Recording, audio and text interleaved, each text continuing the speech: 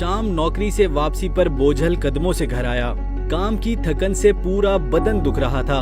आते ही अपने बिस्तर पर लेट गया। कमरे में लेटा देखकर अब्बू फौरन कमरे में आए और अहवाल पूछा। थकावट के बाइस मैंने उखड़े लहजे से जवाब दिया। अब्बू जेर लब दुआ देते वापस लौट गए।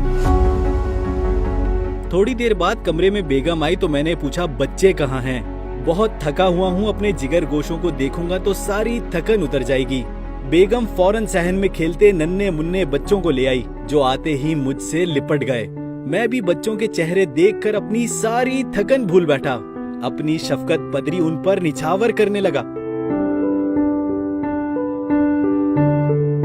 लेकिन चंद लम्हों बाद ही वालिद मोहतरम का झुर्रियों भरा चेहरा आंखों के सामने घूमने लगा कि वो भी शफकत पदरी से मजबूर अपने बेटे को देखने आए थे, अपनी औलाद को देखने, अपनी शफकत पदरी निछावर करने। लेकिन मेरी बेरुखी के बाइस वो मेरे पास बैठ ना सके।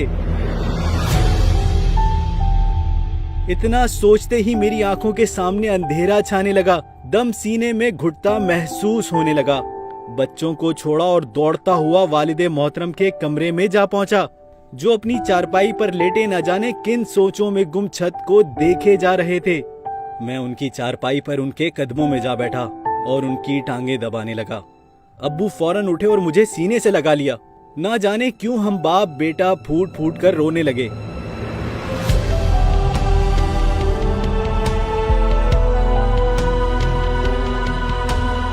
मैं तस्लीम करता हूँ कि ऐसी राहत मुझे पहले कभी नहीं मिली, जो बाप के सीने से लिपट कर मिली। दोस्तों, हम अपने पैसों से सब कुछ खरीद सकते हैं सिवाय माँ बाप की खुशियों के। पैसा तो हमारे माँ बाप ने भी सारी जिंदगी कमाया और हंसते हंसते हम सब पर लुटा दिया, ये जानते हुए भी कि वो कल बूढ़े हो जाएंगे। लेकिन अपने बुढ़ापे के लिए कुछ ना बचाया। आप सबसे दरख्वास्त है कि चंद लम्हे अपने माँ बाप के पास बैठ जाया करो।